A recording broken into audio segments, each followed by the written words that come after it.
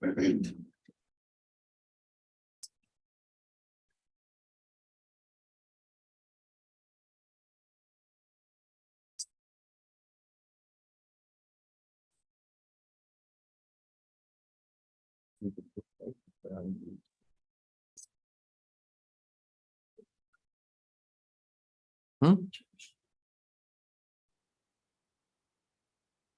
should be good. Okay. All right, welcome to the September 13th North Logan City Council meeting. We'll excuse Buzzy today, who's out of town on work. And we will begin with a prayer by Craig, after which Roger will lead us in the pledge. Wait, other way around, right? We will start with the pledge, after which Craig will give the prayer. Please rise.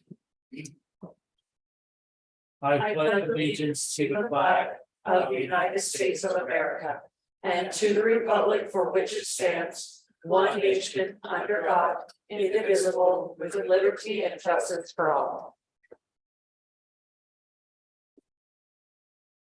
Our Father in heaven, as we open this community meeting, we are grateful for the creations which thou hast given us. We're grateful for this country, for the freedoms we enjoy. We ask that thou would bless and watch over all those that provide service in protecting those freedoms. Help us to make wise decisions in the things in which we do. And we say these things in the name of Jesus Christ. Amen. Okay, I don't believe we have any changes to tonight's agenda, so I would entertain a motion to accept tonight's agenda. So moved. Okay, motion by Emily. Second by Joni. All in favor? Aye. Any opposed? Okay, that motion passes unanimously. We have a whole slew of meeting minutes. It looks like we have June 21st, RDA, City Council and closed session minutes, June 7th, RDA, City Council and closed session minutes, July 12th, City Council minutes and closed session minutes, and then August 2nd, City Council minutes and closed session minutes, and then August 16th, City Council minutes and closed session minutes. So are there any changes to those minutes? Okay, well, then I would accept a motion to adopt those meeting minutes. And Marie, thanks for your hard work on that.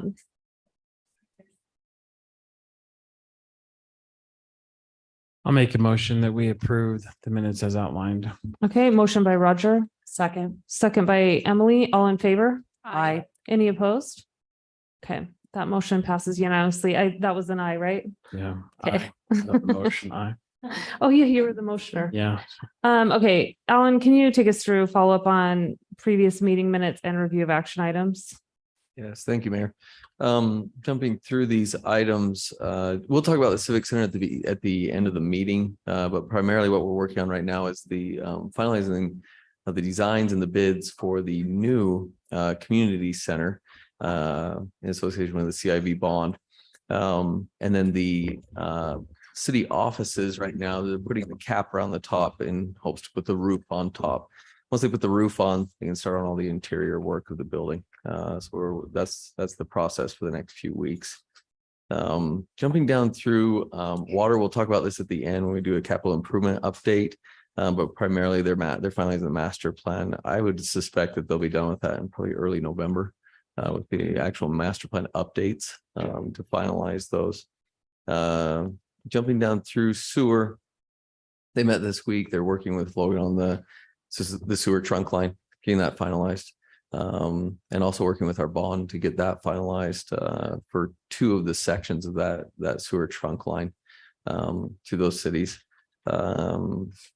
Streets, the 2180 rebuild, that's about 2180 north and about 12th east. That section is one of our last remaining roads that's a quasi complete rebuild. Our list used to be 10 to 12 roads. This is one of the last. We only have one or two roads left that are a complete rebuild. So they have to grind and relay this road. They'll work on that in the coming weeks to finalize that. So they'll put notice out to all the affected people on that. It's a cul-de-sac, so it'll really affect those that live on that roadway. Jumping down through, our annual stormwater report to the state is due this month, so they're working on that and filling or clean out a few of the different boxes. You'll see them around the city working on that and also doing crack sealing, those two crews, streets and stormwater. Engineering, they're working on several of the different projects that I've listed. They are working on the 2500 North 800 East roundabout, primarily with the firms that are contracted by UDOT. And we have been able to shrink down the roundabout considerably. They came with a larger UDOT design. We've been able to shrink that down to really the effects we're hoping will be very minimal to the associated property owners on the corners in order to make that work. And so you'll probably see some of that in the coming weeks, some of those designs, and we'll start working with the property owners at that time. Parks, they're finalizing bids for the Meadowview Pavilion. Landscape around the pickleball courts is just about wrapped up. And then the shed at Elk Ridge is just about wrapped up. That was a RAPS project. That shed is dedicated to the pumpkin walk and the other events that come out of that. Trails, we met today, talked about the Bonneville Shoreline Trail with Hyde Park. They put in a portion of that with the UORG grant. We also have a similar grant. And then we're working with a similar contractor to see if we can install or expand or formally install a couple portions of that are a little substandard in North Logan City. So we'll be working on that in the coming weeks. We're also working with the county trails planner on several other segments. Canal trail easements that the property owners are working with us on. Those things are also in play right now. Recreation, have several different programs going on, very large. Soccer is very busy along with flag football. And then they're getting ready for the pumpkin days. We'll probably go over that at the end of the meeting, several events in October that they're partnering with to help facilitate and manage. Going down to the cemetery, they've started pumping, doing test pumping for the secondary water system at the cemetery, and things are going well right now. Is that nearing the end of like the process? Yes, they have the line in, just tying in everything, making sure the electrical pump works, making sure everything is lined up. It's a really large process, and to be able to pump up to the cemetery, make sure everything runs properly through our weather track system. But that they've said that it's going well and it should be up and running soon. So that'll be great to have that offline off of the city system, culinary system. Sorry. Community development, they'll talk about a few things this week, and we'll talk about one thing tonight, the general plan. So we'll leave that to Scott. And then the SB 174, they'll start that in the coming weeks because we have to have that done by February, I believe, this coming year, which completely revamps the process for subdivisions and developments. Kind of a mandate from the state, and we'll see how that works. So the implementation date, like the process will be completely new starting in February? Yeah, we have to have that done by February Okay. and up and running. Economic development, we are working on several projects right now. They're going along well. Treasurer is working on several things, primarily getting the garbage lined up. The mayor's been working with our treasurer and getting all the answers. We want to send out things this week and next week, in addition to the newsletter, but formalize Parliament, mass communications, so that everyone's on the same page. There's a lot of questions, but it should be a pretty smooth process. And my understanding is that Waste Management's also rolling out their Yep. information, and that should be later this week. My understanding is that they're working with the cities directly. They did earlier this week. Correct. Did we see them? Yes, they Okay. did come out. They met a couple times, and there should be that information should be this Friday or coming Monday, is what we've been told. Yeah, and this isn't official, but my understanding is that North Logan's days won't change. So the transition will be even easier, Oh, that'll be for us. fantastic. Yeah. The resident and should see very minimal changes. It's a lot of work on the treasurer's end, getting Yeah. the billing all lined up. Jumping down through human resources, applicant pro, that's a one-stop shop for all of our applications, vetting of applicants. That's all inside of a program right now. It's working out very well. It sends it out to about 10 or 20 different job searching engines, which is fantastic with the last few jobs that we've been looking for. It's really helped considerably. Jumping down through, thanks to Scott for helping with the primary canvas, meet the candidates night. That will be coming up. I think it's September 28th. we'll put the notice out for that as well to the community. Library, several reading programs going on right now and programs in addition, along with the hiring of a new library director.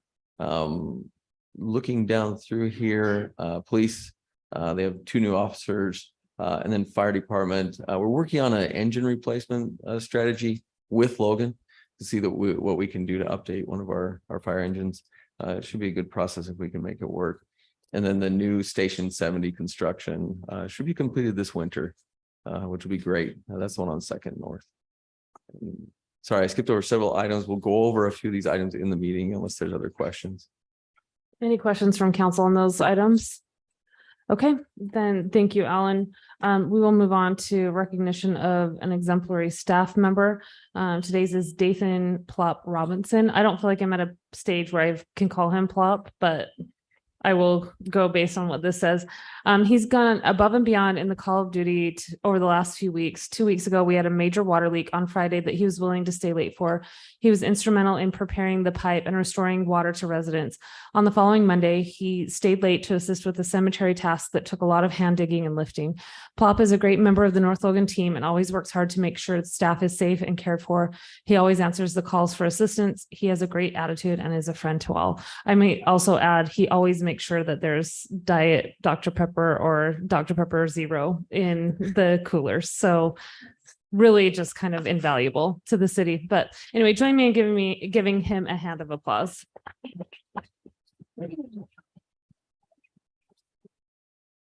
Okay, we'll move on to a diaper needs awareness proclamation from the Little Lambs Foundation. I will read that and then we'll give you a moment to speak if you'd like to. Okay, sorry.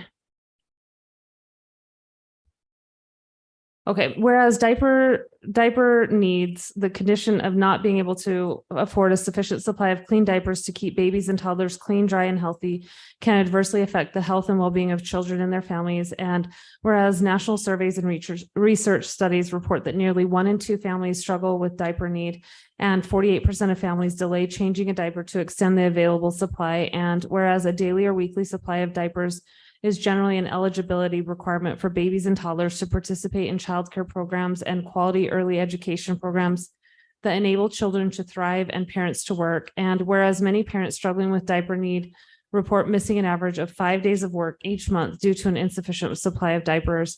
And whereas without enough diapers, babies and toddlers risk infections and health problems that may require medical attention, resulting in medical costs, and parents may be prevented from accessing childcare needed to go to work or school, thereby destabilizing the family's economic prospects and well-being. And whereas the people of North Logan recognize that diaper need is a public health issue and addressing diaper need can lead to economic opportunity for the state's families and communities and improved health for children, thus ensuring all children and families have access to the basic necessities required to thrive and reach their full potential. And whereas North Logan is proud to be home to trusted community-based organizations, including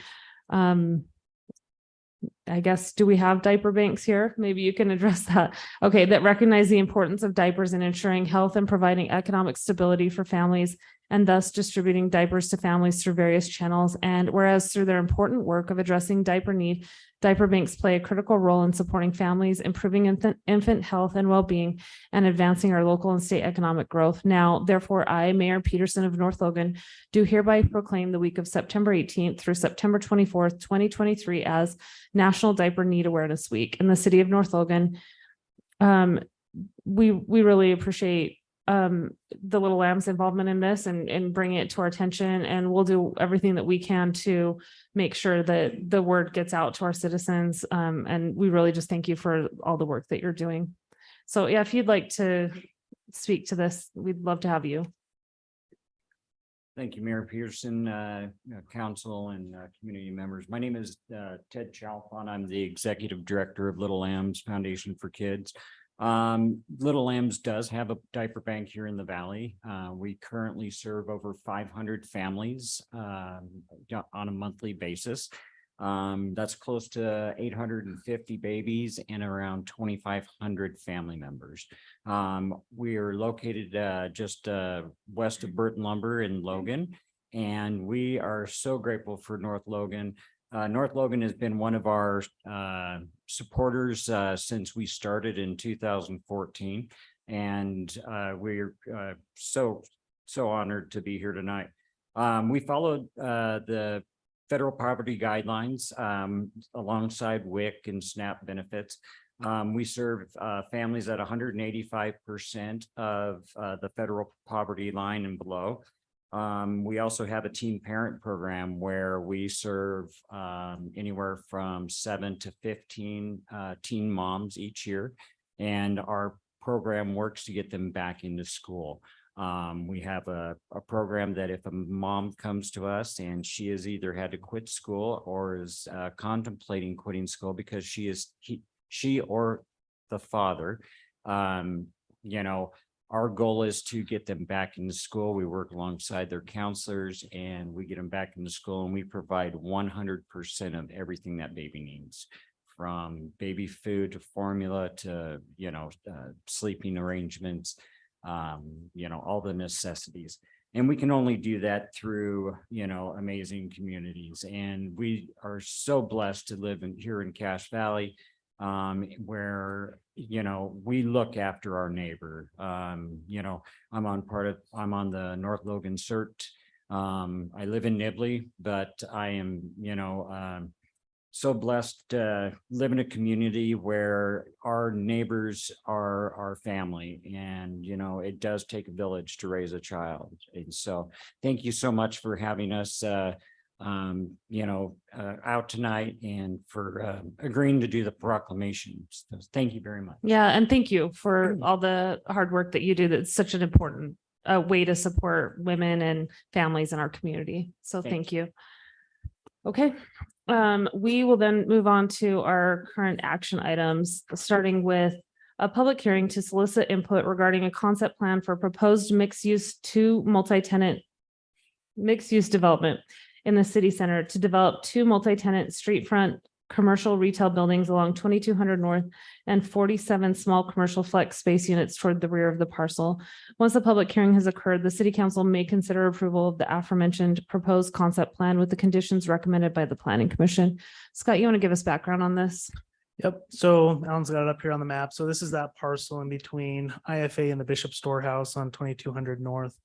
It's a hair over 5 acres in size, and it's zoned city center commercial, which was one of our city center classifications that allows for mixed use. And it's primarily commercial in nature. It does allow for a small contingent of housing if a developer would like to add some residential as part of it. However, as part of this particular proposal, it is entirely commercial in nature, and they've kind of waived the residential component. But what is being proposed is along 2200 North, there would be 2 multi-tenant commercial buildings. And those buildings would be able to be filled by any number of uses. It could be office, it could be retail, it could be food and beverage. But it's kind of up to the tenants that are able to locate there. Towards the rear of the property, there are 2 larger flex space, multi-unit flex space buildings. And what those are basically incubator spaces or small business spaces in a commercial zone where they can operate a business, or perhaps they're not big enough to pick up a full, acre or 2 in the commercial zone. They need a place to grow. They've kind of outgrown their home-based business. And these are great little spaces that allow for, little budding businesses to grow and hopefully thrive. And perhaps we can keep some of them locally. But as part of the proposal, because it's in the city center zone, as a city center zoning classification, the project has to go through a couple of steps. The very first step is a development plan, and that's what this is. That's what we're reviewing today. And it's meant to be a little bit of a higher bird's eye review. We'll get into some of the details, but what it is it's trying to communicate the general intent of the project. Making sure that it can meet the city center standards, mixed use standards, and our commercial standards, and that the project could be successful if we get into further, more detailed review. It is not a legislative review. It is administrative, where if it meets the standards in our codes, we have to approve it. So a unique aspect here is that our code does require a public hearing. And that's a little bit unique for an administrative decision, but We want to make sure that we hear from the public. If they have some constructive criticism, now's the time to provide it. The reason why some public input is probably beneficial here is just to look at it maybe from a public perspective, access, design, those types of things. But it's not meant to be a public hearing where there's broad opinions of whether or not it's the right fit or if it's the right type of a use, because that has already been established through our code and through our zoning. So in a nutshell, that's what we're looking at. There's a fairly detailed staff report. I'm happy to go through the details if you'd like. Otherwise, we're open for questions. Our applicant is here with us today. If we'd like some clarifications from them as well.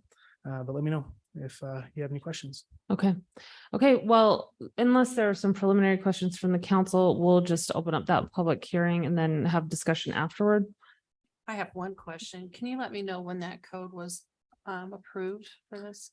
Yeah, the city center as a whole was conceived back in 2012, 2013, when the general plan, our current general plan was adopted. The city center code came shortly thereafter. And then we zoned a lot of the properties in the city center area to these classifications. So it's about a decade old now. Thank you, Scott. Okay, then we will open it up for a public hearing. The instructions for speaking at a public hearing are as follows. Before you begin, please state your name for the record. Please speak into the microphone so your comments may be recorded. Please limit your statements to 2 minutes. If you are also speaking on behalf of others, you may ask the chairperson for more time. Please phrase your opinions in the form of statements, not questions. A public hearing is your opportunity to express your opinions to the city council, not a time to ask questions and expect dialogue. Please address your comments to the council, not to the public. The council may ask questions about your comments in order for them to better understand you.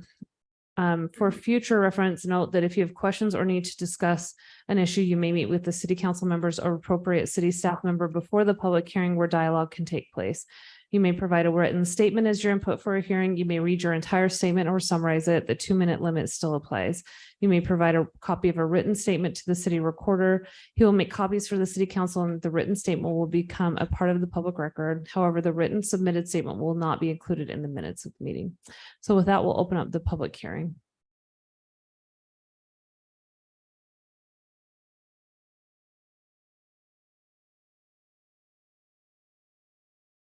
Hi, Barbara Middleton. I'm in North Logan.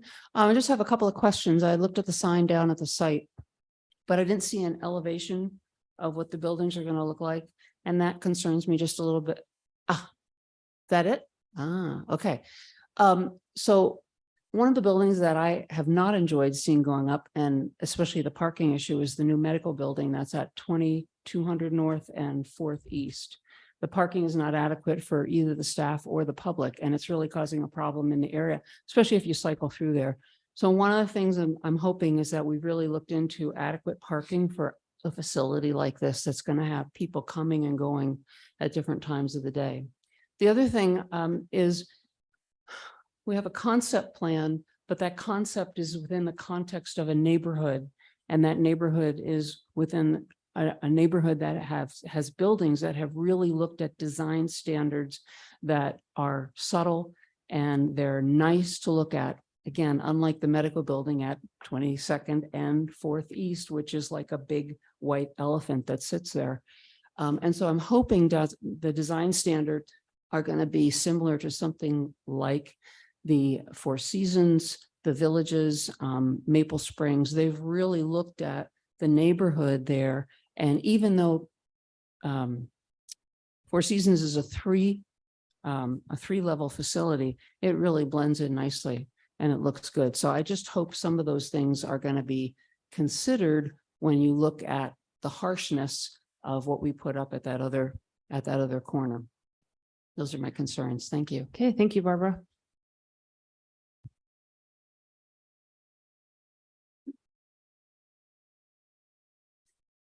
Okay, any other comments?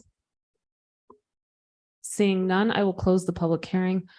Scott, yeah, can you speak to both of those things? I think that's a really great point raised by Barbara. Yeah, great questions. And yes, we actually looked at the parking very closely with the planning commission. We spent almost an hour just discussing parking and going through different calculations and wanting to make sure that we're planning for, the worst case scenario.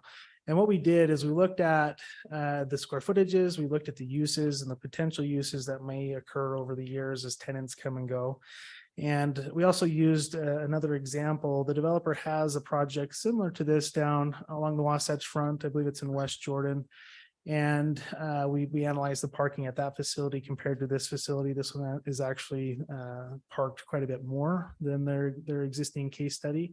But what we ultimately decided upon was that we would look at worst case scenario for the commercial spaces along 2200 North, which is food and beverage, the highest ratio we have in our code, which is 150 square feet per space. So a stall per 150 square feet. To make sure that even if every square foot is filled up with food and beverage, the worst case scenario for parking, that we would have enough. Additionally, in the mixed use, or sorry, the flex spaces in the rear, we looked at that again and we decided that a minimum of 2 parking spaces per unit would be necessary.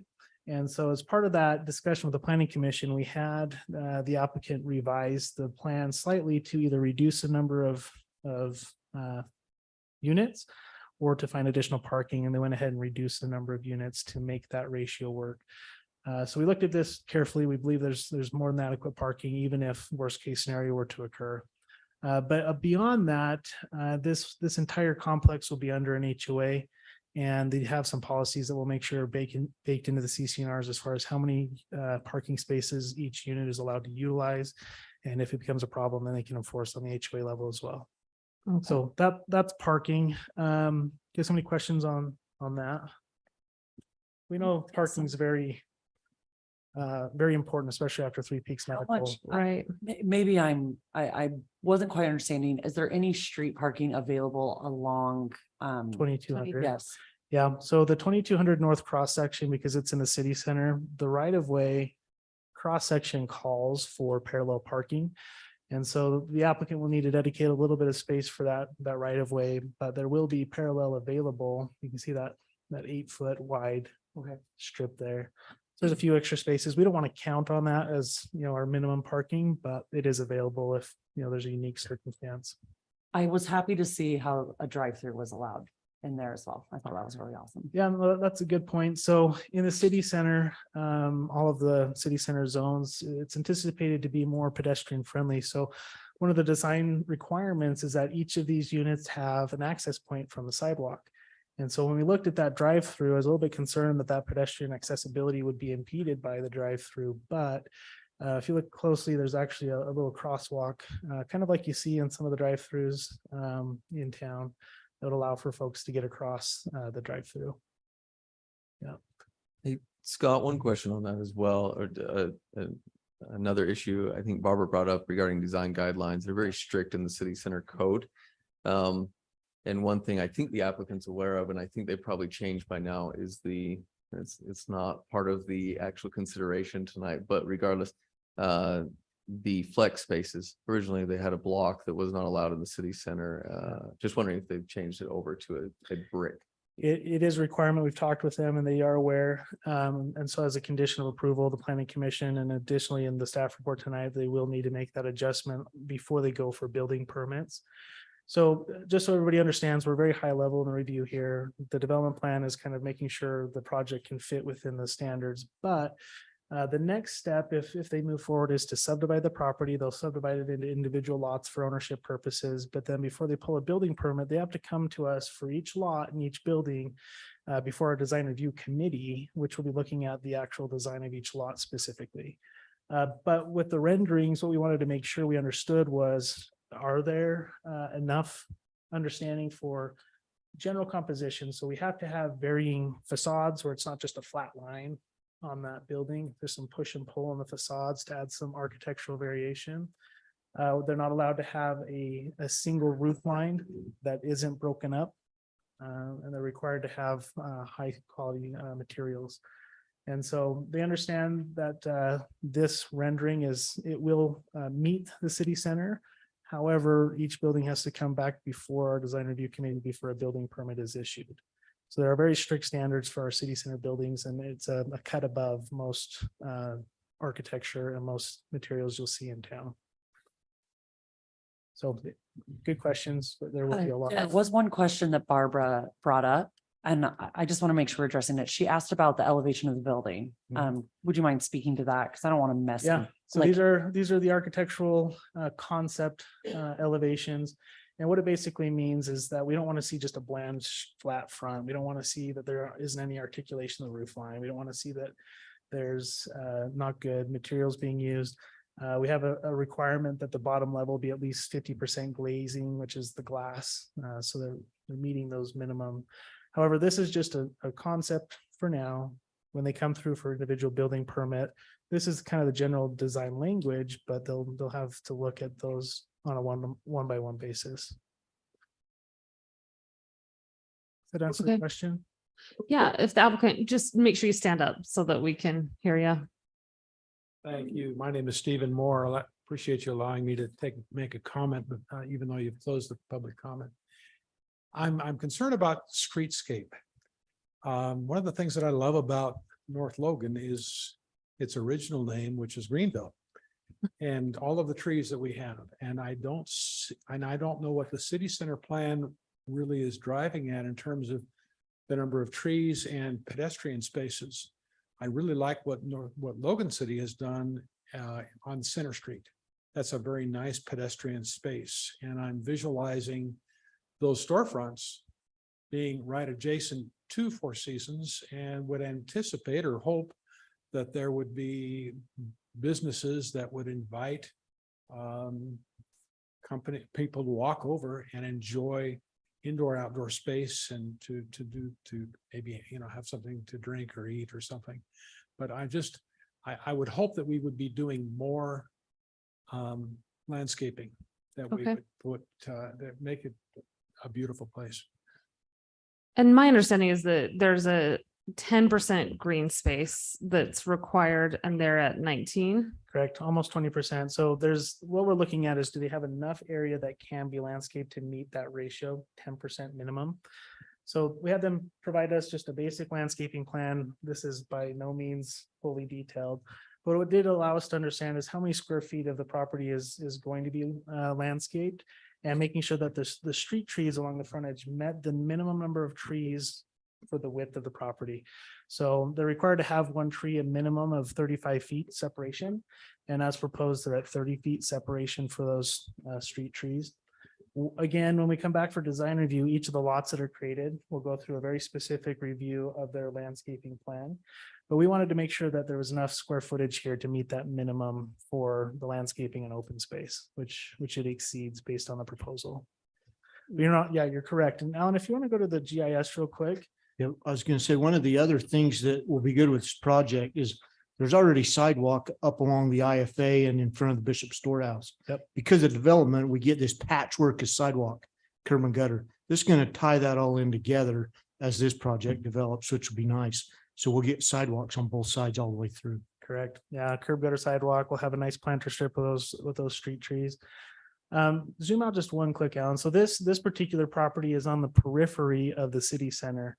And the city center commercial classification is meant to be a transitional zone from our main street. So Main Street is general commercial, big box, kind of what you see when you drive down Main Street.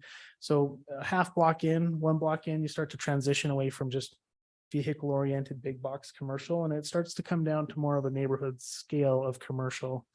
And that was the intent behind the zoning classification. And then once you get past Second East, then we get into our true core downtown, where we'll have more of a quaint walkable downtown street, kind of like a Park City Main Street, or think of kind of an old Western downtown. You have some nice shops and maybe some residential above. But that's where we'll have that nice streetscape where it's more pedestrian friendly. Here in this location, it's still a little bit more vehicle oriented, but we're transitioning into the core of our city center. But it is still intended to be pedestrian friendly. So that's the reason why we have the sidewalk. We'll have a dedicated bike lane. And that'll kind of get us away from Main Street into the core of our city center downtown. That Okay. makes sense. Yeah, thank you for addressing that. Any other questions from the council? Are those back individual units going to be leased, or are they selling them similar to Wolfpack? They will not be condominiumized. They'll be wholly owned as the building as a whole. So they'll each be individually leased. Leased. Yeah, and we wanted to make sure that they weren't glorified storage units. We wanted to make sure they were in fact small business incubator spaces. And so there's actually a policy, it's one of the exhibits in the staff reports that limits what can and can't be used in those units. So no automotive, no animals, no daycare, things of those natures that we don't want to have mixed in here. But yeah, they will be individually leased from a single owner. Okay, other questions? Okay, So if you're ready to make a motion, just make sure, because this is an administrative decision, that you adopt the facts, findings and conditions of the staff report. okay. Anyone feeling up to that? And you Can can I add, say it exactly like add- that? or you can add Okay. you can add additional items in there if you'd like. Once again, Scott, I'll just say I really like how comprehensive your reports are Yeah. to make it really easy to read. So thank you so much for that.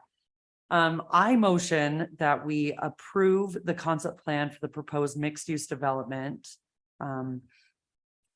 at 2200 North, 100 East in the city center. Oh, boy.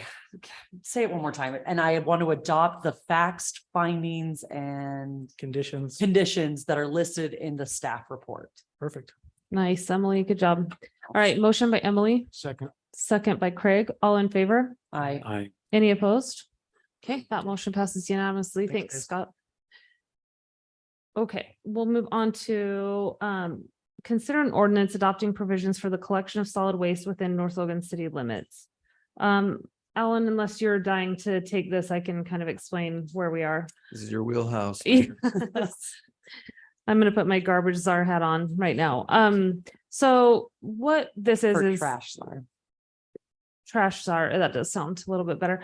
So what this is a it is just something that the CWC, the Cash Waste Consortium, when they contracted with Waste Management after doing the RFP and the interviews, those negotiations, we demanded exclusivity where it pertains to residential waste hauling. We didn't want people to backdoor, our contract with the private hauler, without becoming a member of the CWC. And in turn, they demanded exclusivity where commercial and green waste is concerned and recycling. So this is kind of just articulating that this is something that was required by each of the applicants that submitted a bid or for this for the waste hauling. And so what this does is it grants that exclusivity. And this was drafted by our city attorney, Seth Tate, and has been reviewed by a couple of other city attorneys as well. But Seth Tate is the Cash Waste Consortium's attorney as well. So we have that lucky coincidence of having our attorneys kind of be the same person and line up. So any questions on this? Dive in, you guys. It's interesting. Okay, well then I would entertain a motion to adopt this ordinance. I'll make a motion that we adopt ordinance 23-13. An ordinance outlining the North Logan Solid Waste Code and adopting provisions for collecting waste within the city. All right, motion by Roger. I'll second. Second by Joni. All in favor? Aye. Any opposed? Okay, that motion carries. Okay, we'll move on to consider approving the selection of a firm to provide professional consulting services in support of North Logan City's general plan rewrite. Go ahead, Scott. Yeah, so we're actually not ready to make a recommendation on this, but we put it on the agenda just as perhaps once we did a review, there was a clear-cut winner, which unfortunately fortunately, we have really good proposals that we want to take a little bit more time to review. So we have two proposals to serve as our consulting team in support of the general plan. The first of which being Rural Community Consultants, they're a local firm here in Utah. And then the second is Sunrise Engineering, which is a larger firm all throughout the west of the United States. They have local offices, obviously, but when we looked at the proposals initially, there were some good options through both of them, very qualified. So we've convened a smaller committee just to review those proposals and then to come back to the council with a recommendation. And our action plan is to actually conduct interviews of each of those firms. We'll also be reaching out to their past clientele to do some interviews of those folks to see what their experiences were like and just make sure we feel confident in who we move forward with. So we'll be doing that over the next couple of weeks, and we'll probably come back next council meeting or the following with a formal recommendation from that committee. Is there Okay, any questions on that? no questions. Okay, thank you, Scott. Okay, we'll move on to consider an ordinance updating municipal code 15-521 regulation of fireworks, specifically section 15-521.08 public display. Alan, you want to take this one? Yeah, I can start just going over some of the elements of this.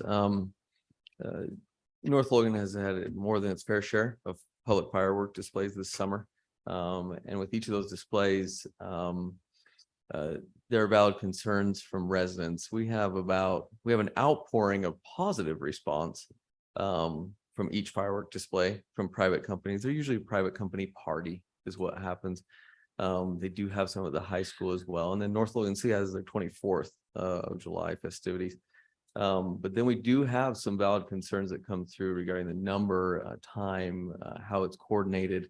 And it does take a drain on our park staff and especially the fire department when you look at this. And so looking through that, we wanted to come up with a way to coordinate this. We already have an ordinance that outlines public display, but we sat down with the fire department, we sat down with the parks department, we went over every aspect of the concerns of what's going on, made some notes. We put some elements in here to try to address those items, how we go about this administratively.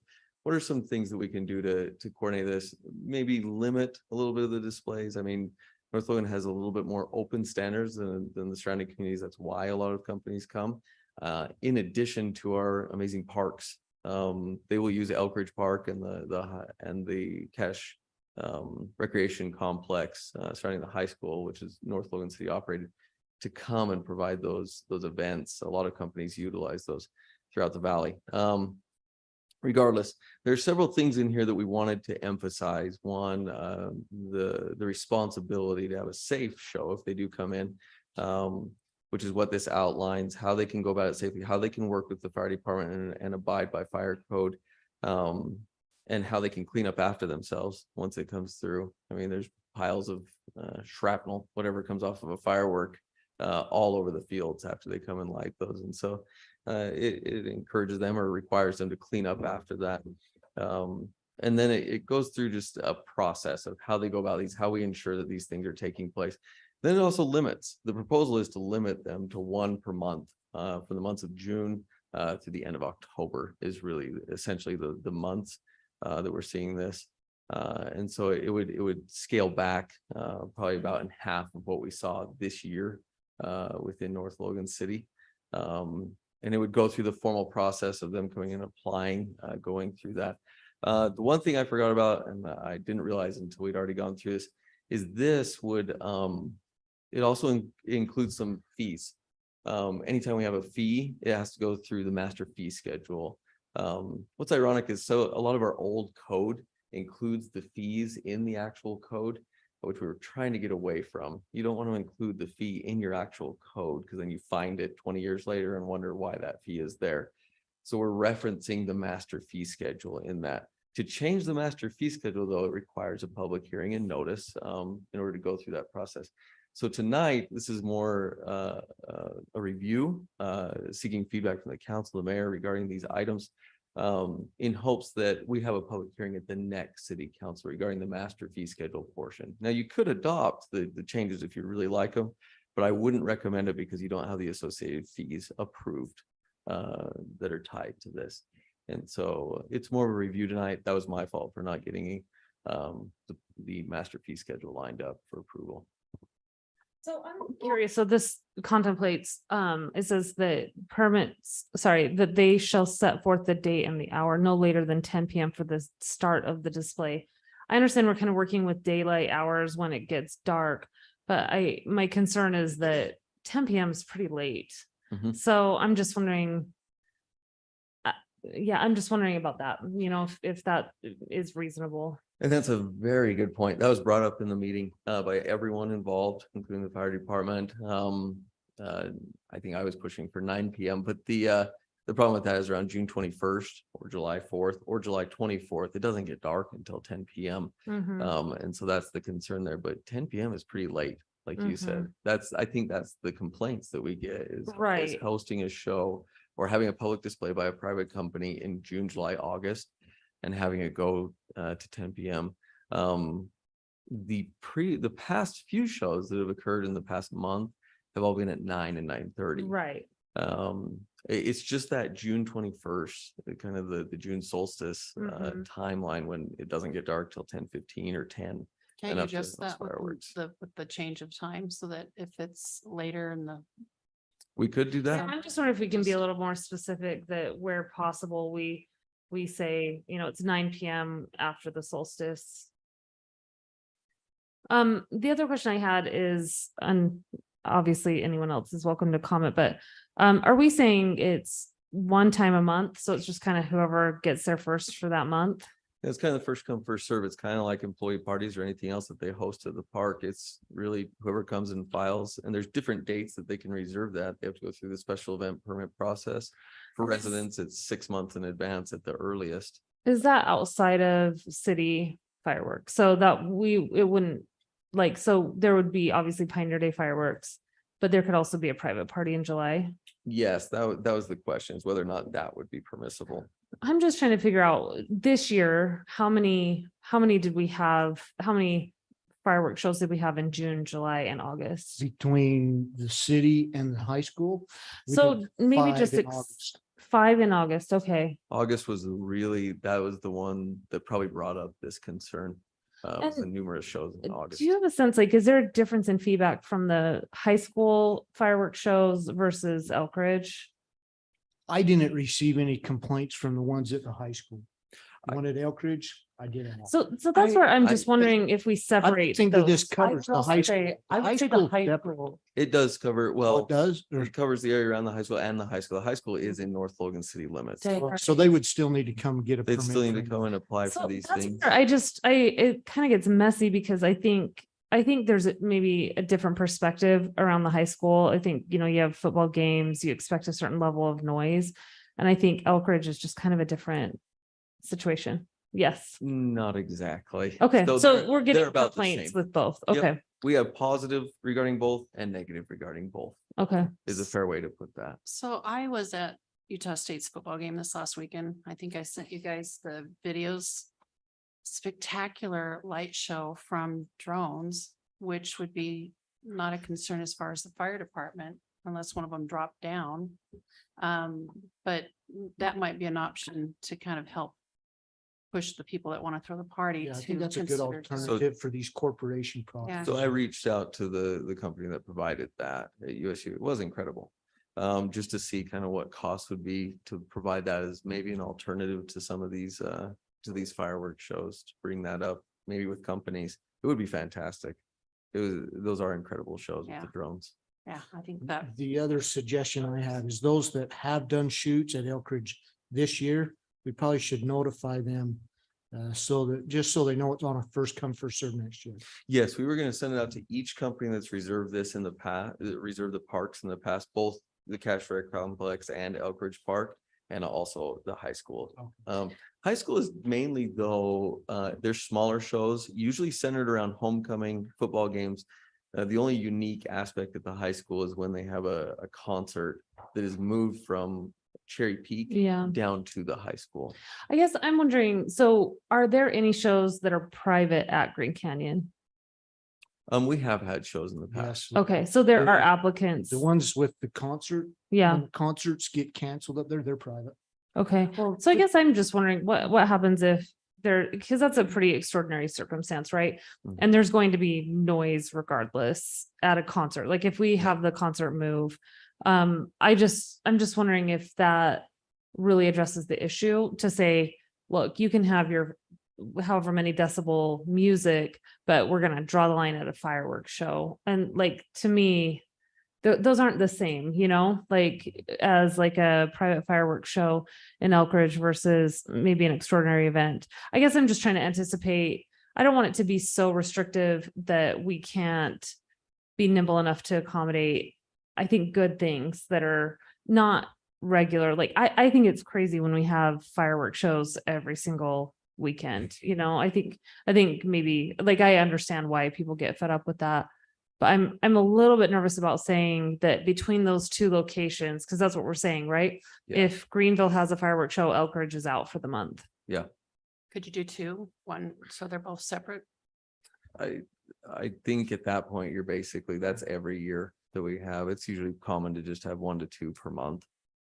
This is just trying to address this last August where we had 5 or 6. It was a little bit out of hand. Yeah. And I don't necessarily come with answers. I'm just, because I think what concerns me is that I've gotten a lot of positive feedback in addition to negative feedback. And so what I'm trying to balance is something that can be a good thing, but also address some of the issues that arise from, you know, immediate neighbors. Yeah. So. Those events sometimes help drive eventual commercial, or, you know, if I'm a business that's gonna come along there, I mean, the joke is we can't attract a restaurant here. And, you know, in some ways, so if they can see that people are coming. So yeah, I see both. I mean, I don't know. Because if they can see a lot of people leaving that event, or, you know. I'm wondering, can we, so with the public hearing that we'll have at our next meeting, is that strictly related to the fees charged, or can that be an exploration of just the general opinion about fireworks? That would be up to the council. You could tie it to both. I- It would legally only be applying to the fees, but you Sure. can always welcome additional public comment. I would actually really that like to get the too, public 'cause comment I on would this. love to get some real substantive feedback on this. Because I don't want to just do this anecdotally, you know?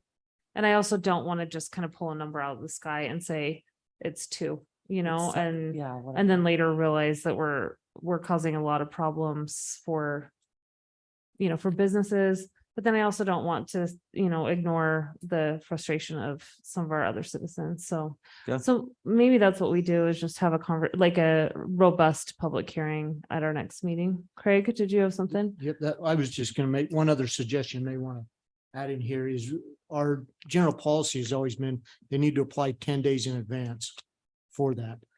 We had a couple in North Logan that applied shorter than that, and it really put us under the gun. And then we actually showed up that night, an hour before they're ready to shoot, and they've moved the whole location.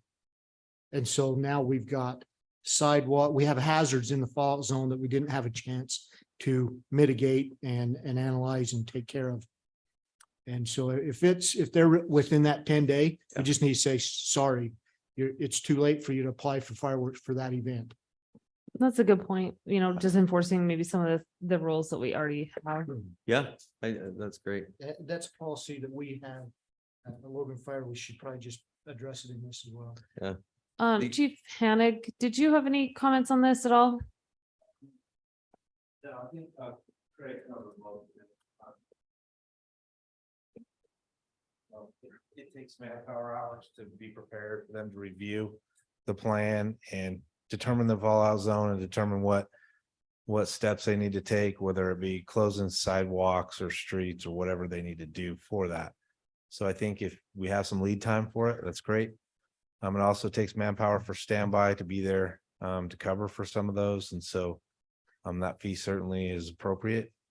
And again, depending on the time of season, I think you probably have some language in there to say we can refuse or limit them completely or not allow them during certain seasons and times of dry summers, so to speak. So I think as long as you cover that, then you'll be good. Okay. Okay. He brings thanks. up a good question real point, quick. and John brought up that up as well, that there's a lot of discretion in here for the fire marshal. They're applying to the fire department. All the departments have to be in the review, but the fire department is really making the determination. If there's anything related to public health, welfare, and safety, they have the right to refuse or deny the application at that point. Okay. So my question is, how many staff members does it take for an event like this? Well, the preparation side on the fire marshal's office, he can give you that time frame and hours spent. So it's really dependent on, fallout zone is determined by the size of shells they choose to shoot. And it's 70 feet per inch of diameter shell. And so they need to tell me, first of all, what size of shots they're going to shoot. Then we determine the size of the fallout zone and where they're going to shoot from. And then we identify any hazards in that fallout zone, sidewalks, trails, buildings, all different things that may be in there, and then how they propose to mitigate those hazards. So to give you an example, when we used to do the Romney Stadium shoots, we had probably 60 people in order to mitigate all the hazards and buildings and things that were in that fallout zone. But we were shooting 10-inch shells. Down at Elk Ridge, or down at Green Canyon High School, it's a lot of grassy area around there. We may only need 4 people. Elk Ridge, we usually take 1 engine of 4 people. Because it's a lot of grassy area, not a lot of hazards. Putting up the yellow tape and enforcing that so people don't inadvertently walk into the shoot zone. We've had that quite a bit. We had one down at Willow Park where 2 kids walked right in during the shoot and about got blown up. And so we have to really watch that fallout zone and mitigate those hazards. And then some of those fallout zones could impact police department if they have to, if we require them to have, areas blocked off or manned or protected. So it is a public safety at times issue, which could require more manpower, as he described.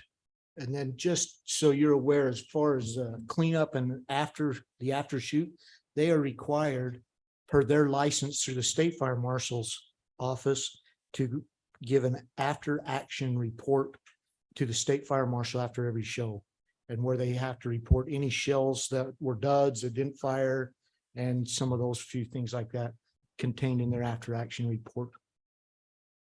But I don't think you need to add that to this. That's just something they have to do to keep their license. Yeah, I think that's really important information. Again, I saw the show up at Utah State, loved it, and thought this could reduce a whole lot of issues for us where it's quieter. It's the same kind of an effect, only actually it's more customized. And it might be something for us to consider, just saying maybe we're the city that says, let's do more the drones than. And I'm not pushing for one in particular company to do this. I'm just saying that this is something that it takes into consideration how many hours. And that might be something if you could look into that with your doing, Yeah, that's. figuring out the estimates, just saying, okay, for the city, if we don't have to require all that they need to go through to to review this, then that might be. Well, and something that for would us be to- outside of this ordinance, right? Like, right. if they Yeah. were to do it, then it doesn't even trigger this. Right. Okay. The other thing along with that, sorry, Mayor, with the comments, we've seen the complaints. So we used to have, it's still about 2 to 1 of positive complaint or positive feedback to negative. But now it's even more like 10 to 1 positive to negative. And that's because of the mass communications we send out. North Logan, I think, is one of the only cities that sends out a mass communication every time we know when fireworks display coming in. And is that citywide? I know I've gotten some of those. We used to do it citywide, then people would complain because they're like, I don't care. And so we shrunk it down to an area around the fireworks, but then we got complaints because they're like, we want to know when the fireworks are coming. So now we do it citywide again Okay. with each firework. I display. think that's probably the best way to err because I think it's kind of unnerving if you don't know that that's happening. So I think Mhm. even though I know people get kind of fed up with communications, I think it's probably best to err on that side. Yeah. Okay, well, I think maybe what we should do is just commit to really making an effort to get the word out that we're going to be discussing this in October and just get hopefully some input. And whether that's people showing up or whether it's people emailing, I would love to just get some more input on this, just to Yeah. make sure we're going in the right direction. And Craig, even after you retire, we'll expect you to come to these meetings.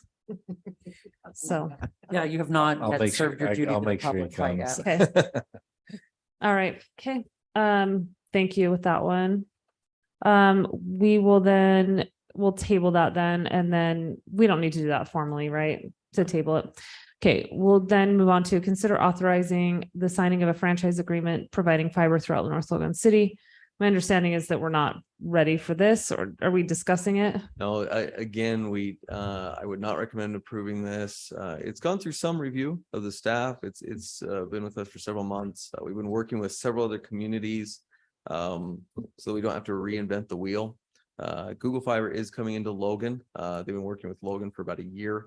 We're pleased to announce that North Logan is working with them right now to see if we can come up with something similar. We're trying to cater it so it fits specific needs for North Logan City.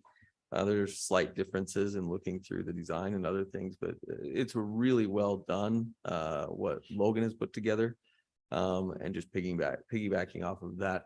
Now, it hasn't finalized legal review right now with our city attorney. So that's the only reason I would say you may want to table it for for the next meeting Okay. to look at this option. Okay, any questions on that from the council? Okay, yeah, I'd be far more comfortable if we have Seth's input on that, so.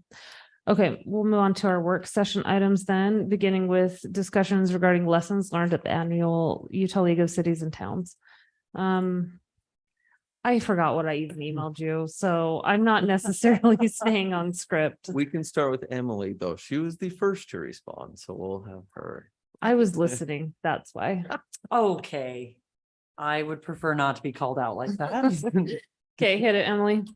Honestly, I'd like to kind of do more, but I just said like, as part of our general plan, and I don't know if maybe asset mapping is the best option, but as part of it, I think it'd be really good for us to do some market research, is what Scott was talking, marketability. And really finding areas that we're overlooking for potential projects. And then I went to this one where they talked about just like innovations that are going on around the state. And I noticed that there was many partnerships with Utah State, specifically that weren't in North Logan, that I kind of found myself thinking, man, it'd be really nice if we did a little bit better job of like interacting with the schools, higher education, and even K through 12 a little bit. Because I think we're missing out on some like even smaller opportunities of things that, you know, they could help us do. And then the last one, I went to probably my favorite session was talking about what to do as national politics come up in city council or city hall. And they specifically talked about how to disagree better, or, you know, to kind of maintain the dignity. And they had a lot of really good ideas, but this public hearing was such a good example of how I like our public hearings to go. Like, there's good questions. There's a lot of good engagement, and there's been more than one public hearing at the Planning Commission that people have come in really hot. And so just some ways that maybe we can help cool temperature of that. Just want us to maybe think of a plan or just consider it. So those are the top three for me. Okay. With the one about the school districts, we have a new superintendent and he has been really proactive at reaching out to the cities. Awesome. He's meeting with each mayor over lunch, and I think he's really willing. And so I think there's an opportunity there for sure. And yeah, I think that's a really great point. Well, Mayor, I just really want you to know that all those things I was really hoping you would just take over. So it's like, Okay. here, Mayor, here's some more Check. things. There you go. I'll do that. So one of the big focuses of this league this year was really reaching out to legislators. I was at a lunch with both Mike Peterson and Senator Wilson, and just mentioned to them that we'd love to have them come to a council meeting sometime, just so that they kind of, you know, have a sense of what kind of business we're conducting. They both expressed willingness to do that. They talked about maybe after the session this year in March sometime. If you recognize them, they will come with some award or something. Oh, that's a good idea. Can you come up with something?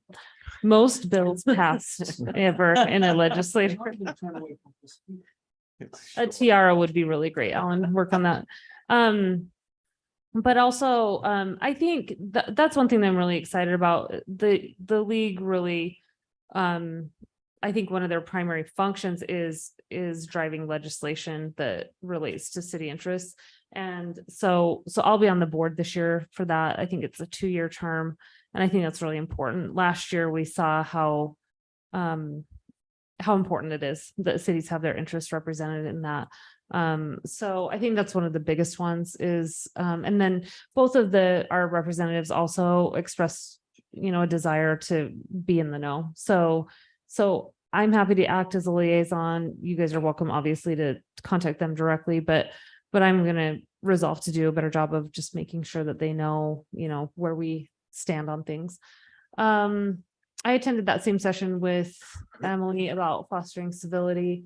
I think that was a really important distinction. It's also a focus of Governor Cox, where it's okay to disagree. We don't need to necessarily force compromise or same views, but it's how we do that. And I think that's a line that we need to hold as a city, that we don't have incivility, especially in public meetings. So I think that's a really good one. And then I think, kind of related to number one, I think it's really tricky. And I think we've really tried to do this with social media and some of the deep dives that we've done there, but it's really, I think it's hard when you're standing outside of city government. It's like, well, why don't we just why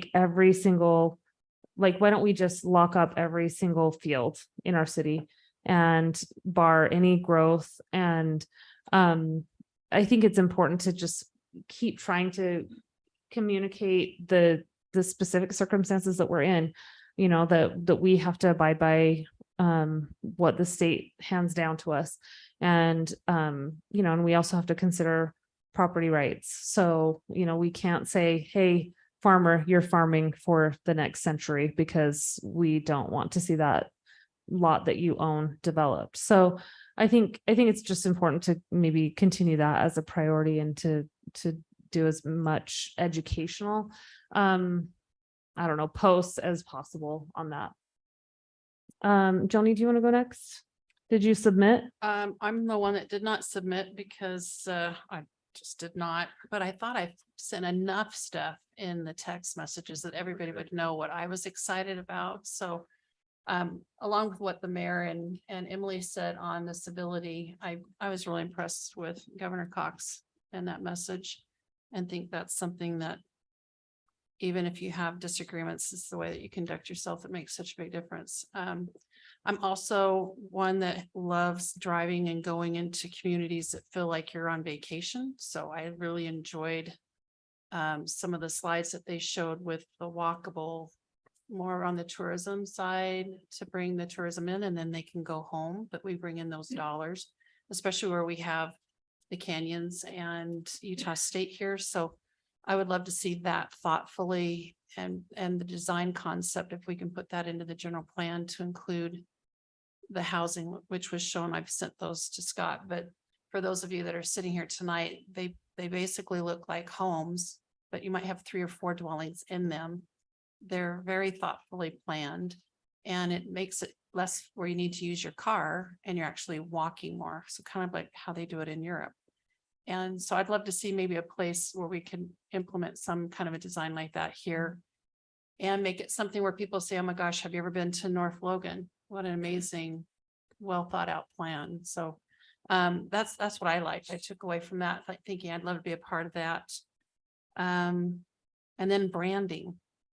We're in a place right now where we can do some great changes with our branding and include, I think, the community with the thoughts that they might have on that. So it's not just us or a committee making the decision, but it's our community saying, this is really what we feel North Logan feels like to us.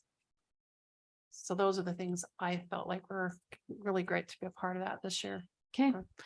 Thank you, Joni. Joni was our number 1 networker at that meeting. So Yeah. kudos. Joni was also the luckiest. She came in with all the prizes and man, all the right. goodies. I don't know how you do it. I told her to go buy lottery tickets. I hope she No, did. Ellen got more swag. I'm telling you, that Lego set was legit, really. Yeah.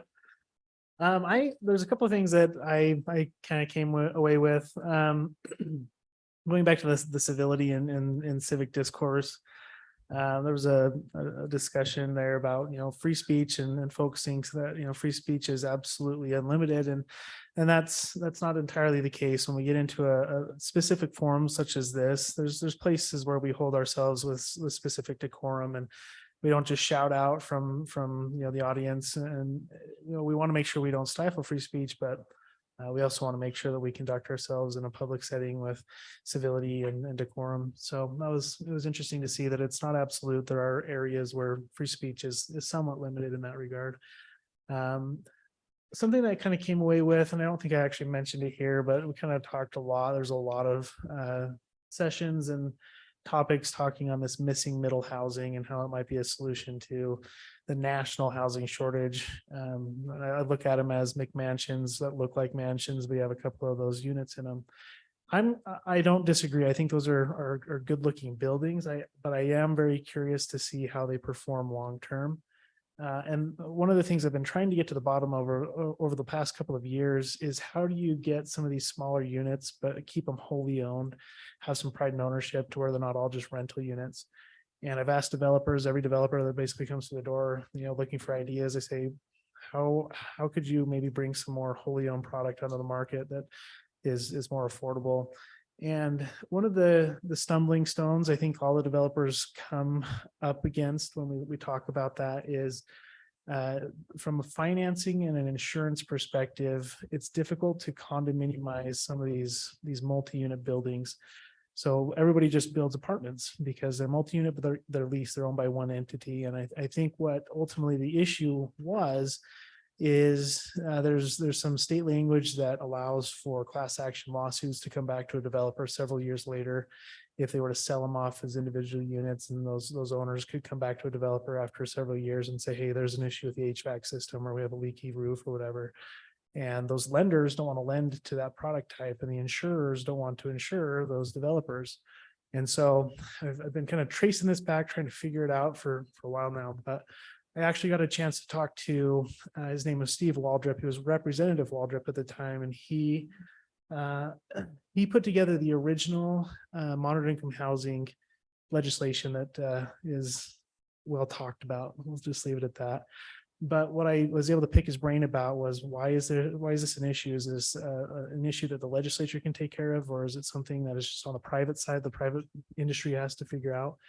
He said, no, it was a state code issue that allowed for those class action lawsuits to occur after a certain number of years. And they actually fixed it within the state legislation, but other states have not. And so the lending and the insurance world is broader than the state of Utah, and they don't look at Utah as a big enough fish to change their policies just for us. So I like missing middle housing, but I want to make sure we can find a way to make sure they're not all rental units. I'd love to find a way to get them wholly owned.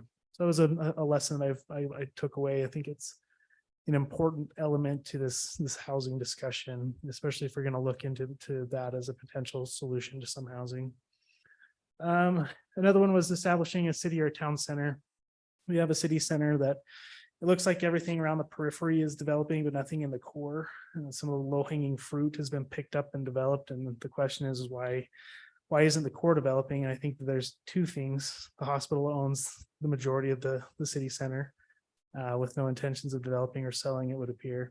And the other is I just wonder if it's viable in our market today. It's a pretty picture on a plan, but I don't know how realistic it is in the real world. So we might need to do some more analysis and some market research and figure out maybe why it hasn't been picked up or moved forward yet.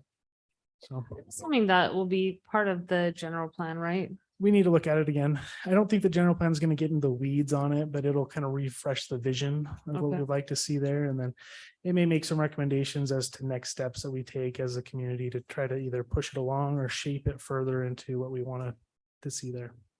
I do think there's an issue with IHC. Yeah. That's been with me bringing in companies here. We're just like, yeah, Yeah, they're a It's too big, hard. big entity and they're not developers and they're just kind of holding on to it and they have no incentive to move it along. So. yeah. We'll I'd love see. to see us meet more of the needs for the aging seniors who are still active, but maybe can't afford, to stay in their home. Some of them want to stay in their home, but they maybe couldn't because it's too much for them to take care of. But Yeah. I feel like that's something that I'm hearing more and more is, we just don't have enough housing for that that demographic. Yeah, and they still, some of them say they still want to be around youthful people. There's not Okay. enough housing for any demographic. I know. So, Yeah, affordable would be the one that, yeah, everybody's saying I need more affordable, but right. thank you, Scott. Yeah. Those are my takeaways. Alan, did you have some? Yeah, Debbie puts down some fantastic Oh. notes here. But I mean, you guys can read over those. She does a very good job in dealing with people that are struggling to pay their utility bills. Debbie's actually really helped out the city in that regard by helping individuals on a person-to-person basis by keeping the same standard, but again, helping people pay bills that are in a hard time. Communications, this kind of ties into what we've done with our communication committee. It really ties into the things that we're working on right now. And not to go over like at length what you guys have talked about. There's a city managers meeting with the Utah League of Seasoned Towns. And they talked about how the state uses cities as scapegoats for the housing woes, and how we go about combating that. And when I mean combat, it's working with the state, but just sharing facts. And the facts are what we have, what's in the city, what number of developments have entitled lots. And as you look at North Logan City, we have over 500 developed lots in North Logan City that could build a home on them. You look across the state, it's over 100,000. And so that doesn't jive with legislation from the state at all. And so basically the state is missing that information though. So how we get it back to them is the most effective method, they said, is working with your local legislators, which would be a fantastic option. I mean, working with Representative Peterson, working with Senator Wilson, and they would actually take this information and take it to the individuals from, it's really the Wasatch Front, the senators from there, the representatives that are really pushing these development driven items. And so they could take the actual data to them and really go to bat for us. And so that's one thing they talked about. And that's one thing that we can do. We have a good relationship with them and they've been supportive of cities in this regard. And so sending that information to them kind of on a quarterly basis to say, we still have 500 lots that are entitled in North Logan City. We still have 100,000 across the state. The legislation needs to kind of be tweaked regarding these types of things. And then just jumping out through your state survey results, you guys heard a lot of these things. They surveyed the state. Most people don't want to stop growth, but they're very concerned about how growth occurs. That was a key statement that they said, and that you'll see that across the city. We saw all of these things below. We saw the same results in our survey that we sent out to our citizens. Most people are supportive of water conservation requirements for new developments. Vast majority of people support parks and trails, the walkability. I just put in the plug for North Logan all the time. We have the highest amount of parkland per capita in the state of Utah. One key aspect of that, we also spend the least amount of tax dollars per acre. And probably at the next city council, we'll talk about that because we're working on things related to a Parks and Rec plan and a recreation center that's basically in the works. And most people are supportive of a rural feel or rural character preservation. If you live in a rural community, most people want walkable communities. So these are all the same. Parking, there was a class on parking. It was very well done. There were cities that have literally had engineering firms that have gone out and they monitor their parking stalls 24/7 for months out of the year. And they write down how many people are in the stalls, who's using what and when based off of the type of use. And they really went down to the fine details of if there is an apartment complex, we do it by the unit. They did it by the bedroom. So they analyzed the number of beds or bedrooms within that community to see what is the appropriate number of parking stalls.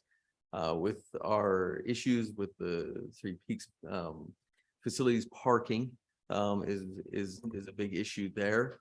The other issues we've seen are along 200 East. There's sections of Wolfpack Way where we have issues with parking, inadequate parking. It's not widespread throughout the community, but there are concerns. And so with anything coming in the future, we need to look at that. Clearfield had a fantastic example. Obviously that's catered to Clearfield. And so it would be good to take Clearfield's code, look at the data that they've used and then see if there's things that fit North Logan City a little bit better in that regard. And And then jumping through one more thing, our mayor was appointed to the director of the board, or to the board of directors for the Utah League of Cities and Towns.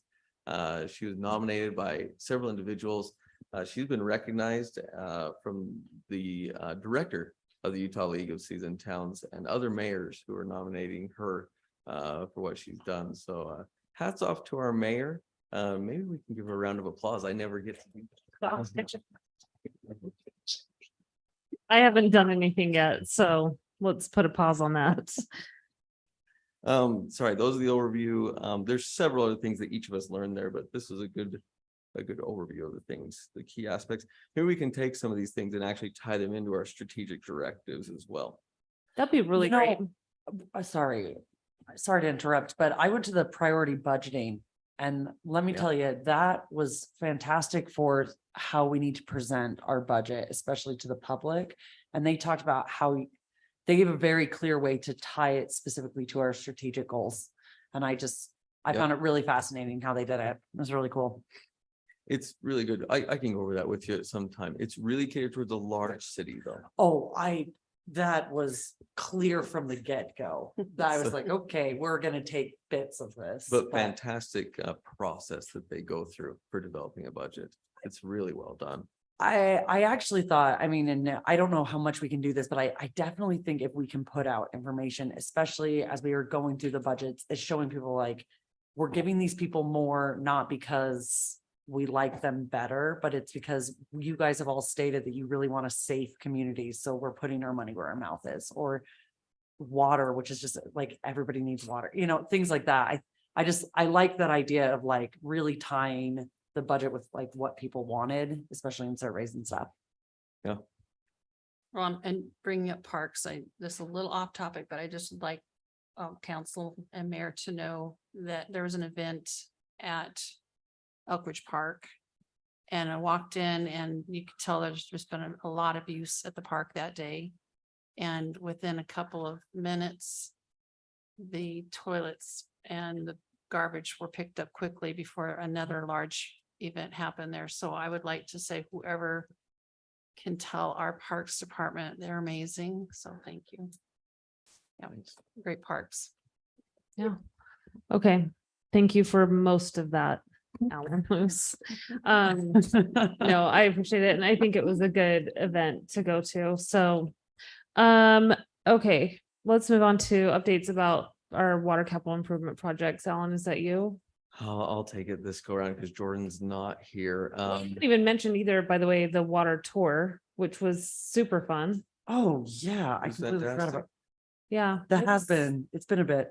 That was so, you guys truly missed out, Roger and Buzzy. Well, Buzzy's also missing here, but seriously, Roger, like that might have been one of the coolest. Some of things us I've have ever to seen. work in the world. Okay, Others of us, just, it's voluntary. So the gist of the tour was, and I can just give you a very quick overview.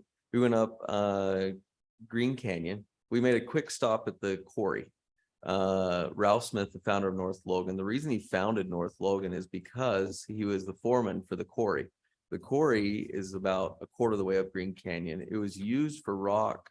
The rock out of the quarry was used for the temple, the tabernacle, for USU and the county courthouse. So the rock that came out of that quarry for about 8 years was why Ralph Smith located in North Logan, the first founder. And then we went up to the top of Green Canyon where it diverts to Water Canyon. The reason that North Logan City exists and is not Greenville today is because in 1933, they had all the outbreak of diseases and everything else from drinking out of the canals, like getting water from their canals. And so they had to file on the water rights up Water Canyon at the top of Green Canyon. And so that year they had to rename the city North Logan because Greenville was already taken by a town in Millard County. So we became North Logan. They filed on the water rights, and that's how they provided clean culinary water for the community. So North Logan was incorporated in 1934. So 1884 established because of Ralph Smith, 1934 incorporated because of water. So it's a good tour to see where our water came from. That was our sole source for 50 years in North Logan City. That water canyon, we still utilize that water as one of our sources for water. Just a fantastic history there. And just so you know, in the new city offices, we'll probably incorporate some of those things. We'll probably incorporate some of the rock out of the quarry. And then we'll probably incorporate just paintings and a segment of the pipe, the original pipe that came out of the canyon that was utilized. So it was a great opportunity though to go up, learn about what why North Logan even exists today. I agree. And I think maybe there's a place for doing a little bit more educating on that front too, just kind of from a heritage standpoint. And maybe even with like the new city offices, maybe we can focus on that partially, at least, just kind of our roots. I think that's it's really cool to learn those things. Yeah. I'd love to see the tin cup brought down. and preserved. What? It has to stay there. No, I think it needs to stay there. We can make a recreation. Replica. To make a Replica. It's true. Okay, so, but I interrupted your actual update, Alan.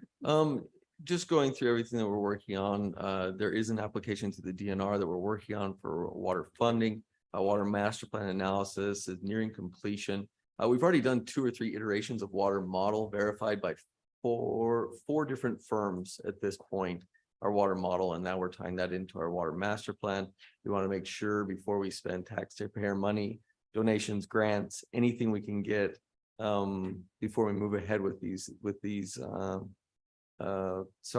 projects, which are very pricey. But again, that's why North Logan was established. So we need water. And then going through these other processes, we'll talk about a few of these in the coming weeks. Yeah, the water conservation landscape exchange program that we approved in the last weeks, that's already into effect and people can apply for that through the state. So those are the main elements. The other thing is the new well in Green Canyon has the footing and foundation in, and they'll start putting up the block in the coming weeks. The wellhead is in, they'll just have to put it on the motor and pump when that is completed, and then that will be tied into the system at that point. So that's great news, and we'll move forward with those other elements and slowly get those in over time. Okay. All right. Let's move on to updates on the Civic Center. We kind of missed our weekly meeting last week. So are there any? Nothing major right now, other than just those applications. So the issuance of bonds for the CIB for the community center addition. So we'll take care of that in the coming weeks. That'll come before the city council for approval of the elements there. And then just moving ahead with the city center design. The city office construction, which is going well. Just putting that roof on, as we mentioned before, tying in the sewer lateral and putting in the parking lot for the next 2 or 3 items at that point. Okay. Great. All right. Let's go on to updates. Lieutenant Merchant, you don't know this, but you need to be ready because that is starting with you. Are you ready? But like at the microphone ready, like we'll give you a pass this first time. No, we're excited to have Lieutenant Merchant here. You guys kind of, I think Roger and Buzzy tend to know this, but he's just done a phenomenal job at the police department. So we're so happy to have you here. Thank you. I appreciate it. First time addressing you guys. Good to meet you. Kind of got coached a little by Chief on what you guys want to hear, but statistics are pretty normal for this week. And for last week, you've noticed we're putting a lot more presence in the school zones, trying to be there. First week, we're trying to just be kind of active with lights on, high-fiving kids as we help them across the street, kind of a thing. Our rookies are chomping at the bit to start writing tickets, but we're trying to do a little bit of education first. Some good things happening with that. We've got our incidents are going up with the school assist, but we also have the juvenile problems that are coming from those kids being at school a little bit. So we're just kind of flowing with that and getting those kids used to being back in school. Some good things happening. We've got those 2 new recruits that are out being trained right now. They're very highly motivated. And so watch out when you're driving down the street because they're about all they know how to do is pull people over right now, and they really, really like to do it. And so But they know our cars, right? I don't know, but No? I don't know, but they do yet. So Okay. be careful with that, but they're doing a great job. One in particular, Jesse Aguirre, he's been on graveyards. He was able to get 2 DUIs over 2 weekends consecutively. So he's thinking he's pretty awesome right now is doing that. And so we like to pull those off the road, and it's good for the department, good for the city, everything like that. We've also just hired 2 new employees. They're both with Cache County Sheriff's Office. They're liking the changes they're seeing over at the police department. So we're bringing over a 27-year veteran. He's going to go straight into detectives. That's going to be really good. And then we're bringing over a guy, he's 3 years corrections, 2 years patrol. They both start on the 25th, and we're really, really excited to have them as we rebuild and kind of provide services, continue from there.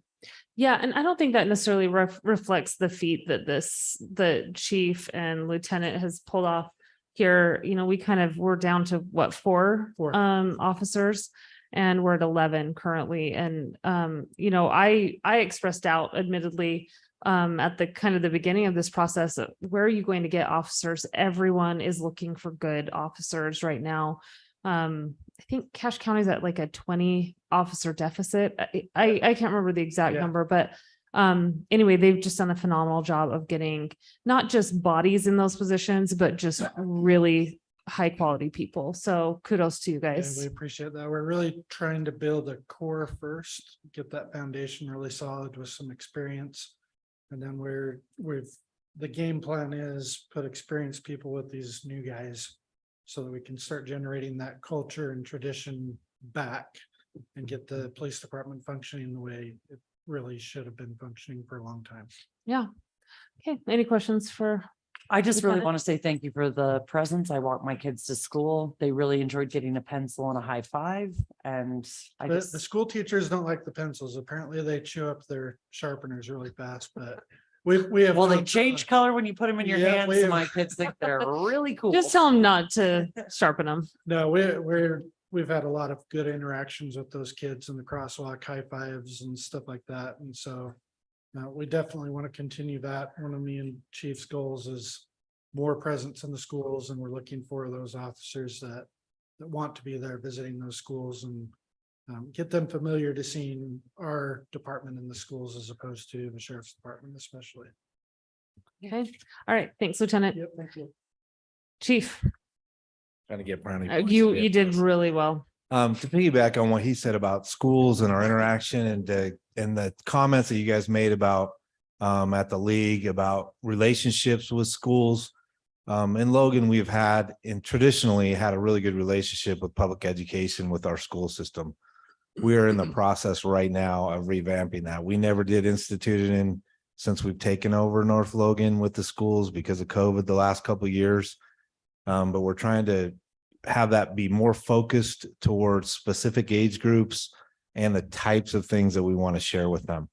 So we're kind of tentatively looking at 3rd, 5th, and 7th to focus on fire related stuff in 3rd grade because of that tendency to be curious, to focus a little more on 5th about EMS education, and then 7th because that's the target area for careers to get them more interested in the career field of, because they say at that adolescent age, there's more influence to what they'll do in the future based on what they're interested in then, which is really interesting. So we'll continue to do that. We just had a 9/11 event with USU. We partnered with their event center and had tons of students that ran the stairs in memorial of the towers that fell back in 2001. It was a combined effort. We had not as many students as we expected, but we'll hopefully grow that event each year. So that's all I Okay, have. that's awesome. That's great. Thanks, Chief. Arm wrestle for which Scott won, Scott too, Scotty P wins. but appreciate the efficiency. We're trying. We have a couple updates. So tomorrow, if anybody wants to go on a bike ride, the county is hosting what's called the Cache Bikeway Ride Through. And the county's been working on a bike route north and south. It's a spine route between Hiram and Smithfield of bike lanes through the metropolitan area of Cache Valley.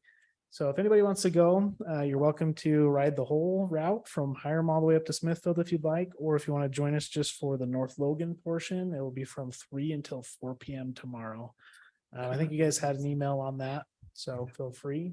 Who's gonna I- take that long to bike to North Logan? It's 2 Okay. miles across. It won't take that long. And their e-bikes. Yeah. So, Yeah, they do have e-bikes available for anybody who would like to join and would like that option. So just FYI. The other thing I wanted to bring up is the Hopkins accessory dwelling unit, detached accessory dwelling unit that was going through the appeal process. Just as a reminder, the planning commission originally denied the conditional use permit with the finding that it was too large of a structure. It didn't meet our ordinance for overall area. That was appealed. Our appeal hearing officer heard it initially, remanded it back to the planning commission for more discussion and more findings and clarity on their motion. And then we had another follow-up hearing with the appeals officer just a couple weeks ago. And the appeal officer overturned the planning commission's decision. So that conditional use permit is effectually granted for that detached accessory dwelling unit. I wanted to just bring that up. So everybody's in the loop. You might get some questions on that from some of the folks in town. But along those same lines, ADUs, short-term rentals, conditional use permits, we do have additional discussion on the planning commission agenda tomorrow for some adjustments to our language. We've learned quite a few lessons applying that language and things that need to be updated because our ordinance is a bit contradictive and a bit confusing, and hence part of the reason why that appeal was overturned. So that was recently. And then lastly, the New Vision rezone request, which was that animal hospital and some multifamily housing in the city center. It was a rezone because the zoning classification on the parcel currently doesn't allow for the proposal to move forward as designed. Planning Commission heard it with public hearing this last meeting, and it was unanimously denied for a positive recommendation. So it has a negative recommendation. The applicant isn't sure if he would like to bring it before the council for additional discussion or not with a unanimous negative recommendation. He wasn't sure if he wanted to take that next step. They may retool it, they may come back, but at the moment it's kind of in limbo. So that's where that project sits currently. yeah, and I guess my communication would be, we spent a lot of time on New Vision and provided quite a bit of feedback. And so that would be just my urging to say, implement that, Yep. we've spent a lot of time on that. So, Yeah, so we'll see where that goes. I think that the general plan will help us revision the area and get more feedback on what the public would like to see there. But it's clear that what was proposed was not supported by the public or the planning commission. okay. Okay, Great. Thanks, it. Scott. Yep. Scott, number 2.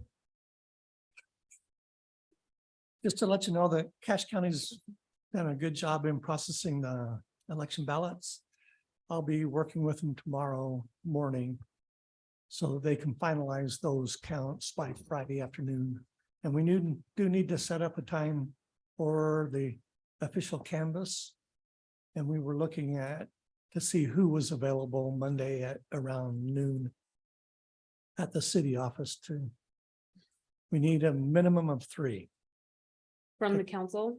To canvass the election results. This Monday. I can be there. Okay, yeah, I can be there too. I can be there. Tell me again what time. What- I'll put it what on time? right now. Noon. At noon. Okay. I'm sorry, I Okay. can't make that We work. have Okay. at least 3 then. Okay, Thanks. great. You'll send us information, right? Okay. All right, Marie. Oh. Yes. I was like, I just wrote one, Marie. What's the final deadline with the hour? Friday, okay, I'll have it. 9 p.m. Okay. All right, There's no shortage of events in October, Roger. right. I'm tired of every time, I mean, I love the pumpkin walk, but everybody talks about pumpkin walk, so. You have to talk about the. I think, pumpkin walk. could you send me that quote about parks and number of hours? I want to talk about that. How that's gonna be, Sure. yeah, Okay, looking forward to it. Okay. Are we on, Alan, you have things to say. Well, I'll just go over some of the Okay. I'll go over a brief overview of some of the upcoming events. QPR night, that will actually probably be October, November, is what we're shooting for now. Is going to be in September. Sorry, QPR is Question, Persuade, Refer. It's a program for suicide prevention. And it gives tools to individuals to help in that battle. So we started that a few years ago, right before we applied for Healthy Utah Community. So that's part of the program that we have each year. We host that class each year in conjunction with the Bear River Health Department. And I'm pleased to announce that we were the first Healthy Utah community in the entire state. So, Say it one more time. um, You told me that like 50 times now. I Come don't on, think buddy. people realize that we were. And no one will ever take that away. Nope. They We can't. could go up for recertification. We do. We have to go up this year because we were the first. So we're already at recertification. Jumping down through here though, Meet the Candidates Night, that would be the September 28th, 6 p.m. here. Jumping down through, we're entering Pumpkin Days. So look at all these events. If you go on the rec page, you will have details about each one of these things. Sign up, registration for every one of these events. But it's everything from the pumpkin run, 3v3 soccer tourney, the paddle battle, which is a pickleball tourney. The pumpkin walk is the 40th anniversary. The pumpkin smash derby is actually a demolition derby for Hot Wheels or Power Wheels. I mean, little kids' cars, they drive around and smash balloons on the other ones. Really cool event. The pumpkin drop, we're still trying to coordinate. That would be with a crane. We're going to drop a large pumpkin on a vehicle and destroy it. And then the pumpkin toss, which is put on by Northland City and the ASME, the American Society of Mechanical Engineers. So all the events are kind of a collaboratory thing with us and other entities to provide a very minimal cost to the city. And then the pumpkin carnival. We had a carnival last year, but this would be tied to the pumpkin carnival at Green Canyon High School on the 28th. They have all these things really beautifully listed on the North Rec page. If you guys haven't checked it out, you should. They have both a flyer and registration for each They event. have they have everything. The coloring contest printables. I mean, everything is really, it's very nicely done. So. So yeah, there's several things coming up. Look into those. It's the type of thing where literally, I mean, the pumpkin walk is the ultimate example. I don't think anything else can touch that as far as like a community event. They list it every year in the Utah League of Cities and Towns as a major community event, as an exemplary community event because it brings in 60,000 people to a town of 11,500 or 12,000 people at a very minimal cost. In fact, if each individual that came through put a dime into a pot, we would cover the entire cost of the event. We almost cover the entire event through donations. And so it's literally almost a net zero cost to the city to put on an event with 60,000 people, which is by far the largest event in the valley. So it's just an amazing, amazing month, provides a sense of community, sense of place for everyone here. So again, part of the things we talked about with general plan, placemaking, branding, it ties into that. Yeah. So Ellen, are we not doing the touch a truck? We just got one question this year on that. Is there a touch I truck? just crossed through it. This year it conflicted with another event. I can't remember what that event was, so we'll probably host it next year. And they also brought a bunch of the vehicles to the police night out. To the police night out in lieu of that, they just brought a few over and it Yeah. was pretty fun. People had a good Okay. time. We'll do that this next summer though. Okay. And then meet the candidate night. That's 28th. And then also we have Friday, plant a tree. That's for city staff and okay. elected officials. Okay. So that's this Friday, 11? 11, just be at Okay. the park shop. We'll plant a forest. So everyone come and be ready to Fantastic. dig for about an hour. Okay. Where am I supposed to be? Just at the park shop, just Park on the shop. west side of that. Okay. Okay. Sounds good. Anything else before we take a recess and Yes. move to executive session? Okay, then I would entertain that motion. I move, we move to executive session to discuss real property and pending litigation. I'll second. Okay, motion by Emily, second by Joni, all in favor? Aye. Any opposed? Okay, that motion's unanimous. We'll take a 5-minute recess.